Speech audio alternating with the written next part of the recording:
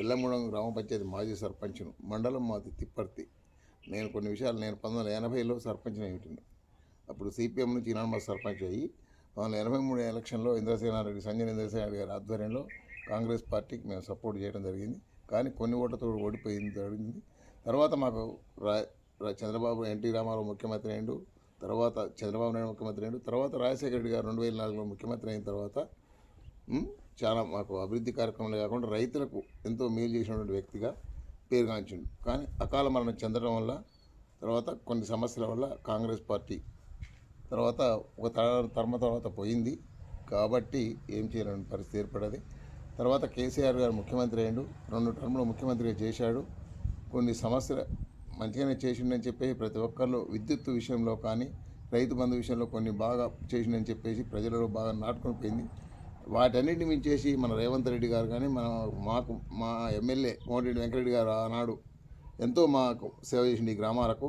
ఆనాడు నుంచి ఈనాడు కోమటిరెడ్డి వెంకరెడ్డి గారికి ఉన్నటువంటి మంచి పేరును పోగొట్టుకోకుండా ఈనాడు మళ్ళీ రేవంత్ రెడ్డి గారి ఆధ్వర్యంలో మంత్రిగా చేరి మాకు కూడా ఎంతో సహకరిస్తూ ఉన్నటువంటి సమస్యలు ఏం లేకుండా చేస్తున్నారు. కానీ మన ప్రభుత్వం ఈనాడు వచ్చింది కాబట్టి మనం కొన్ని సమస్యలను ఎలాంటి రైతులకు విద్యుత్ విషయంలో కానీ లేక రైతులకు రైతు బంధు విషయంలో కానీ మనం ఏదైతే అన్నమాట ప్రకారంగా నిలబెట్టుకొని మిగతా సంక్షేమ పథకాలు ఆరైతే ఏది ఇస్తామన్నామో వాటన్నిటిని కూడా ఇప్పుడు అమలు చేయాల్సినటువంటి కార్యక్రమం మన ప్రభుత్వం మీద ఉంది. కాబట్టి చేస్తూ మనం ముందుకు పోతే ఎంతో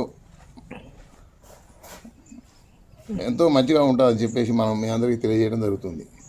మీరు ఇంకో ఆధ్వర్యాన్ని ఇంకేమైనా అడిగితే నేను సమస్యలు వాటికి సమాధానం గురించి చెప్పగలను. నేను అయితే ప్రస్తుతం కాంగ్రెస్ పార్టీ ప్రకటించిన 6 గ్యారంటీ హామీల మీద ప్రజల స్పందన ఏ విధంగా ఉందండి?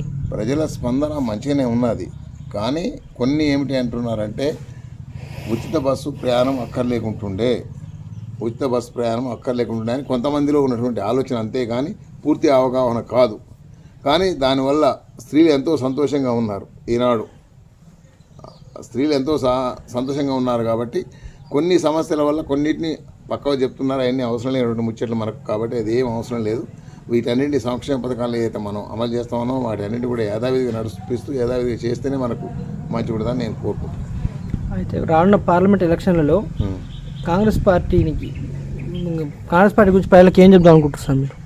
కాంగ్రెస్ పార్టీ నుంచి పార్లమెంట్ ఎన్నికలలో ఈనాడు రామాలయం చేయడం వల్ల బీజేపీ పార్టీకి బాగా అనుకూలంగా ఉన్నటువంటి గ్రామాలలో చాలా బాగా వచ్చింది. హిందువులందరూ కూడా బీజేపీ వైపు మొగ్గేటువంటి పరిస్థితి. కాబట్టి వాటన్నిటిని పోకుండా ఉండాలంటే మన పార్టీ నుంచి కూడా మనం అందరం ఎంతో కృషి చేయాల్సినటువంటి అవసరం ఉంది.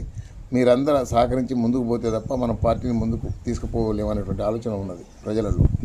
అయితే ఇప్పుడు కాంగ్రెస్ పార్టీ రేవంత్ రెడ్డి పాలన ఇందిరమ్మ పాలన కల్పించే విధంగా ఉంటుంది అనుకుంటారా మీరు? ఉన్నది చాలా మంచిగా ఉంది. ఇప్పటివరకు రేవంత్ రెడ్డి గారి పాలన ఇప్పటివరకు చాలా మంచిగా ఉన్నదని చెప్పేసి ప్రజలు కూడా చెప్పుకుంటున్నారు.